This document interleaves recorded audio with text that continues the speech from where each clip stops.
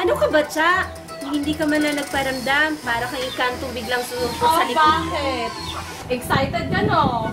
Siyempre, napaghandaan ko yata ito.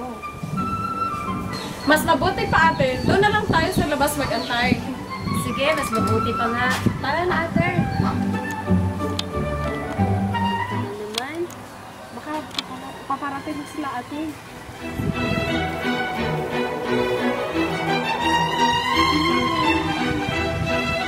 Ayan na sila, ate, oh. Aba, nagkasabay pa ang anim. Hi! Hi, mga friends! Pasensya na, napag-antay kayo namin. Paano kasi ito si Chona at si Sheila? Ang bagal kong kumilos. Hindi ko nga alam kung anong nangyari sa dalawang yan eh. Hay nako! Daldal kilang daldal. Mas mabuti pang umalis na nga tayo. Tara. Sige, tara. O kayo dyan, dahan-dahan kayo ha. Medyo marupok na kasi ang tulay na ito. Dahan lang. Go din. Pakibilisan naman. Huwag kang magsuwa-suwa, Sai! Ay, naku. Ay, delikado nga po. Pakibilisan naman dyan. Baka bumagsak ang tulay eh. Masyado ka kang marupok. Nga eh.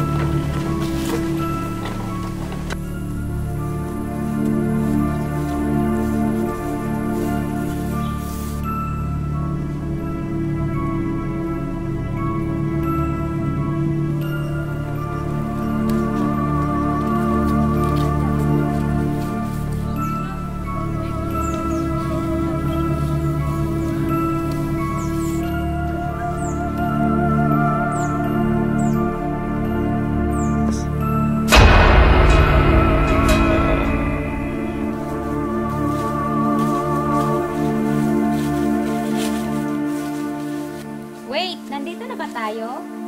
Ito na bang bundok na sinasabi nyo? Para nakakatakot naman yata rito. Wala bang inkanto rito? Inkanto?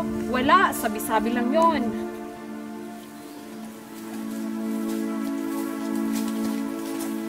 Ikaw, Sheila, okay ka lang ba? Okay lang naman. Sanay kayo ako sa hiking. Hoy, king dalawa, wala pa kayong planong sumama? Mukhang wala kayong gana eh. Pagkabilisan naman dyan. Bilisan natin, Chona. Mga miss, bawal po pumasok dito.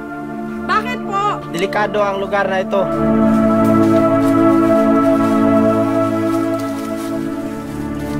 Robert, totoo ba yun? Hindi, huwag kayong mag-alala. Pananakot lang yun.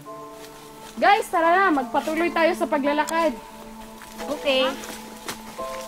Angat ani ko eh. Ay nako, para hindi kayo sanay.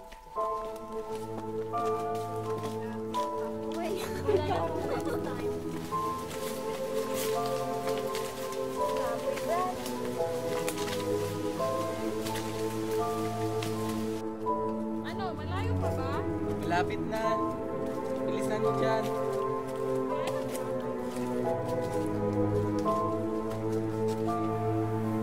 Ay, sa wakas.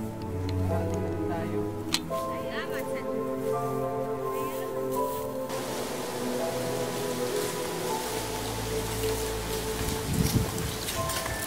Teka lang guys. Ramdam ko na yata ang pagod. Mas mabuti pa siguro magpahinga na muna tayo. Akala ko ba pinaghandaan mo ito? Oo na, sige na, pahinga na tayo. Tama ka nga dyan, Christine. Total, malayo-layo na rin natin ang ating narating. Magpahinga naman tayo kahit ilang sandali lang. Sige na, Nover, Charmaine, magpahinga naman tayo kahit sandali lang. Nahihina kasi ako eh. O siya, sige, magpahinga rin tayo at ako'y napapagod na rin. Ay, salamat at makapaghinga na rin tayo.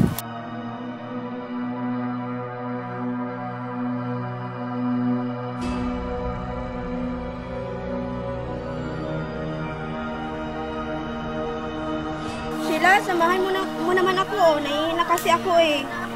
Sige, tara. Jonah, Sheila, pag may makita kayong mga halamang gamot dyan, dalhin nyo na rin at magagamit natin yan sa ating research.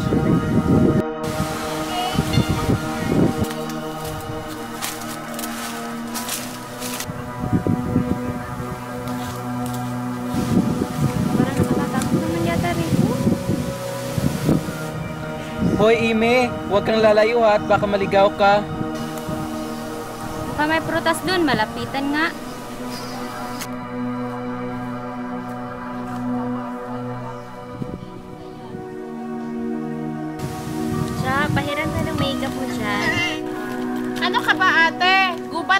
Hindi mo kailangang mag-makeup. Magmerinda kaya na lang tayo. Siya, gisingan mo kasi Nover na makapagmerienda. Wag na, baka magalit pa yun ate. Christine, ano bang nangyari sa mukha mo? Para kang nakakita ng multo ah. Oo nga, Christine, may problema ba? Yung cellphone ko naiwan ko ata sa paanan ng bundok. Mas mabuti siguro kung balikan mo na lang. Sige, babalik rin ako. Hintayin niyo ako. Sige. Sige. Mag-ingat ka ha!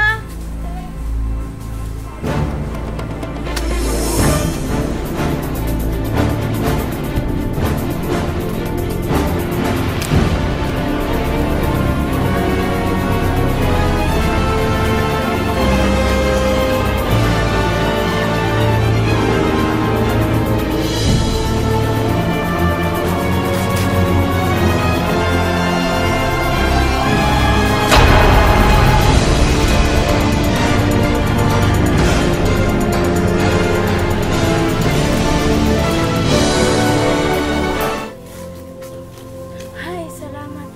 Nandiyan lang cellphone ko.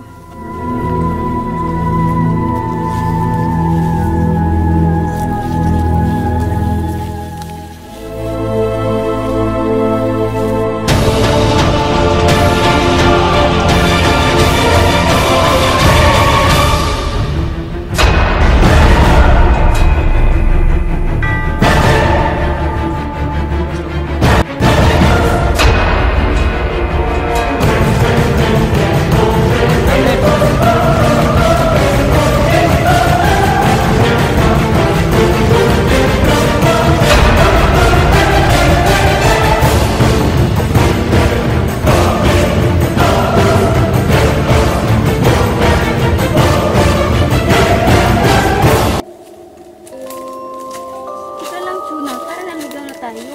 Palagi lang tayo ikot-ikot.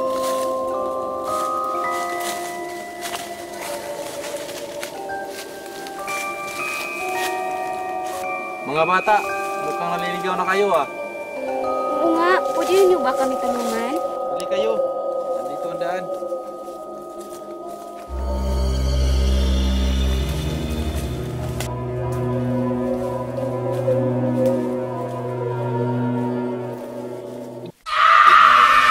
Nakarating na ba si Christine? Hindi pa, bakit? Anong oras na ba?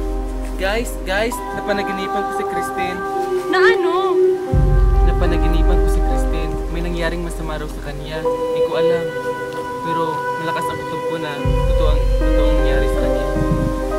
Pwede magkatotoo ang panaginip mo dahil tanghaling tapat ka na naginip. Bakit? Anong ibig sabihin pag nanaginip ka ng tanghaling tapat? Kasi sabi ng mga matatanda, kapag nanaginip ka ng araw, ang lahat ng iyon ay maging totoo. At hindi lang yun. Simple mapahamak ang mga tao na sa panaginip mo. Sinasabi ko na nga ba eh. Bakit? Kailangan na nating umalis dito. Sandali! Kung aalis tayo, paano ang ating mga kaibigan? Kailangan din nating umalis dito. Nasaan na lang ba natin silang iiwan, Nover? Hindi, kailangan natin silang hanapin sa mas lalong madaling panahon. Sige na, alis na tayo dito. Hanapin na natin sila. Sige, dali! Sandali, sino ang una nating hanapin? Si Emmy dahil nag-iisa lang siya. Emmy! Nasaan ka na? Kailangan nating umalis na dito. Emmy!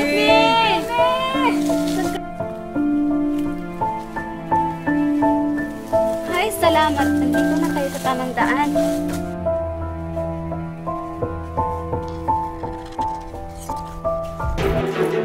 Tingnan mo, Sheila. Di ba kay Christine yun? Oo nga, may dugo. Ano kaya nangyari kay Christine? Naku!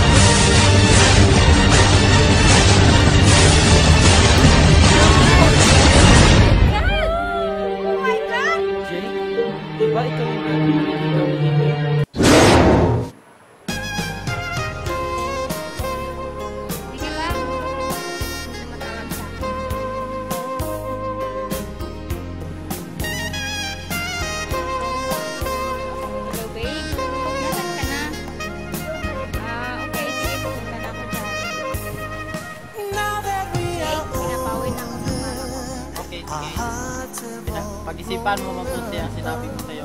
Okay. Sundan ko kaya siya. Just a little wiser, but are we wise enough?